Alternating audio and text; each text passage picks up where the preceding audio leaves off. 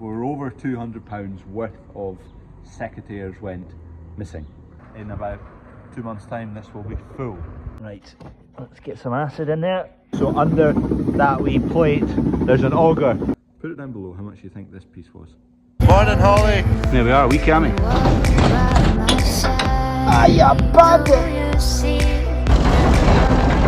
Good morning. These coos are devouring the ammonia straw. Anyway, coming out here to mark a few more bits for lime marker. Guys are chapping in posts up here. There's quite a lot been done already. Guys who are chapping the posts are going to carry on that post and rail along here because it was an old knacker fence, so they're going to come and fix that. So, fence done. We've tied that bit of ditch back just so no one falls in it. Safety. Currently getting all the nails out of some old horseshoes. We do a game at the sunflowers. We throw a horseshoe at a pig, and last year a lot of horseshoes disappeared. Whether they disappeared in someone's pocket, doubtful, or whether they just got lost in the field. I think this jug up here, I think this box has got, there you go, acid. I'll take the rust off them. Right, let's get some acid in there. This just breaks down the rust. If I can flipping open the thing. Don't get it on my fingers. Right, I'm way down to the big shed. I need to get a potato box out there.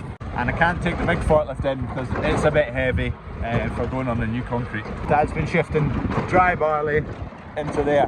He's probably shifted 50 tonne, another 200 to go. That's the chaff spout of the dryer, so all the little bits and bobs that aren't barley is drawn out and it goes and comes out that chute because we don't want that in the sample. It's the dryer going there, you can hear it. And this is the new concrete pad. Woo! And we're in the big shed now. Pile of soy in the middle, we need to deal with that. In about 2 months' time, this will be full to the brim. It'll definitely be full because we don't plan on selling anything because prices are back. It was on the news last night that Russia and Ukraine are coming to a deal, or it's to be announced on Friday, they're coming up with a deal to let the grain out the country. And everyone's a bit worried, oh, the prices are going to absolutely tumble to the floor. But they've not fallen so far this morning. Okay, yeah, they might fall, don't know yet. In the long run, Russia are not going to let Ukraine start earning loads of money because Ukraine have got a serious stockpile of wheat. So Russia aren't going to let Ukraine get all this money. I can't see that. So it'll come out in the news. The prices might slump a wee bit, but a bit of patience, I think it'll come back up again because Russia are not, in my opinion, going to let Ukraine start earning all this money from all the grain they've got stockpiled. I think it's going to be fine. It's a bit sad to say it's going to be fine because Russia are going to stuff Ukraine. Unfortunately, farming does well in times of uncertainty and things like that. Anyway, that box at the top, let's fetch it. Yellow things. I've not got around to it yet, but I am meaning to basically cut a bit of that off, rotate it, and then just park an old trailer here, like that one. Normally we put bales round about it, and then we shift the bales, and we scoop it up and put it in a trailer anyway. So it would just save a bit of time. I've been and I've ordered all the bits I'm needing for the roller that the bearing collapsed in the baler. We're quite lucky it didn't go on fire because it was really, really hot. Anyway, this flange piece that sits on the end of the shaft, and this is what you bolt to mount it. Guess how much this was? Put it down below how much you think this piece was. And it's definitely encouraging me to get that flipping lathe fixed and sorted. There's not much to it. Outer diameter, inner diameter, bit of a recess there, and 3 holes, 3 tapped holes. How much? And not in stock. You'd think it'd be a really common bit. A failed bearing roller on the baler. Look at that. That's hard, bearing and baler. Failed bearing on a roller on a baler. Anyway, should be here tomorrow morning. Fingers crossed because we need to get some baling done. Just doing sunflower things, but these secateurs, right? Last year I totted it up and I think we were over £200 worth of secateurs went missing. How do you mitigate that this year? You don't want to take a fee for every set then give the fee back, because then you're dealing with people on the way in and the way out, and if they want to get flowers and this and that. So how do you stop these being nicked? Tie a brick to them? I'm not sure, but I've ordered quite a few sets. Starting to make a dent in here, so that's the intake pit in there. So we fill the grain into the grain dryer from the pit, Auger takes it along, then gets drawn up to the very top of here and dropped into the hopper.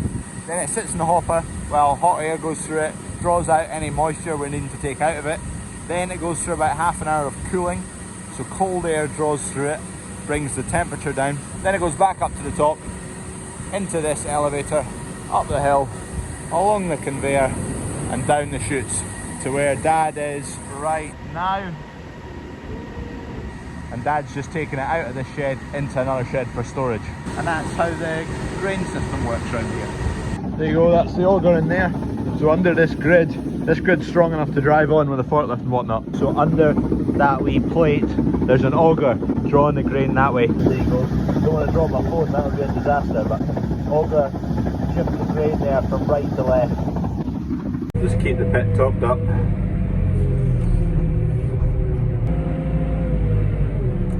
So this field of oats, right next to the sunflowers there, when I went in with growth regulator spray and also some weed killer, I turned off the end section on the boom here because the weed killer would have killed the oats. Conditions were fine, so there was not going to be any drift, but just to be on the cautious side of things. So I shut off that section. You can see the height difference. That's not had growth reg over there. It's probably not far off a foot in difference size wise. So the reason we've got the growth regulator on the rest of the crop is so that it doesn't get to that height, because if we have a deluge of rain when it's dead and just about ready to combine, it then becomes quite brittle and it can fall over. So that's why we use growth reg. Right, this is the last trailer full to be tipped. It's been sitting in there for a day now. Right, Dad can now actually move that tractor now. He kept phoning me and asking me to move it because he didn't know how to move it yet. But anyway, when I first jumped in a pen, I wouldn't have been able to move it either. This is getting some diesel. More empty this time, so it'll be about 350 I would think. 336. I'm needing to open up a wee bit, so I've not actually got the bed on. I'm just flattening these at the moment and then I'll go over the top of them in a second. Looks a bit ridiculous though. That's that block done. So this will be like the entrance area. Come into here and then you'll set off on a path that way, and then you come back through that wee gap there. This will all be covered with wood chip and bales and look nice. That acid I was using earlier, here's one that's been half sitting in acid. So there you go, clean metal, and this side's still all rusty. That's nice and clean and shined up. Some amount of signs. Car park postering, I don't know if you can hear me, but car park postering, nice straight line. So that's basically the driveway, and then there's bays going that way. We'll see how it works for now, but basically we put a streak up the middle and a T at this end and a T at that end, and that just encourages people to park like that. And we've done 1, 2, 3 of them, and then just a full end line over there. Dunk and Kev have been sorting out bales all day, and they just brought a couple of loads along, so they're going to be used here for the sunflowers. Right, all done now with this. I've been on it for a wee while today. I've not really filmed too much of it. It goes like the clappers. That's us full pace. Dad's charging on, getting this barley all dried. It's only getting dried for 10 minutes. It doesn't need dried. It's going into the dryer. It's quite warm. It's not too bad, but it's quite warm. So it's going into the dryer, cooling down a bit cold air through it, coming out, and then it'll be away into storage. And that way it'll just store really well. We don't need to worry about it. There's no risk of it overheating. We don't have any temperature gauges or fans in our crops. Ever, never have. But at this stage when we're drying it, we are very meticulous at this stage, and we try to make a really good job of it. And touch wood, up till now, we've only once had a wee issue with one bit of crop down in that bottom shed, which wasn't to do with the temperature or the moisture or anything like that. There's some bugs that got into it. We trust that we'll look after this stage and get it down to where we want it, consistent throughout the whole crop, and then we're happy to not bother with temperature gauges and all that. This is the technically wet pile. It's dry enough, but it is warm. You put that in there and it feels warm. Obviously you can't feel it, but trust me, it feels a bit warm, that whole pile. And then you come over here to the stuff coming off the dryer. Yeah, it's a lot cooler. You want it cooler because it doesn't sweat. If it's warm, it can sweat and moisture can come out, and then you get mold, and then you get heat increase, and then it's just a big nasty cycle. Then it goes really horrible and it goes off. Got some meds now. Got a cattle beast in the morning to inject. It's got a bit of a lame foot, so we'll try and bring it in the morning. That's what we'll be at tomorrow morning. Cheers for watching. I'll see you in the next video where we'll be at this cow first thing. And I've got a wee green machine to go and pick up on hire. I could hide neath the wings of the bluebird as she sings.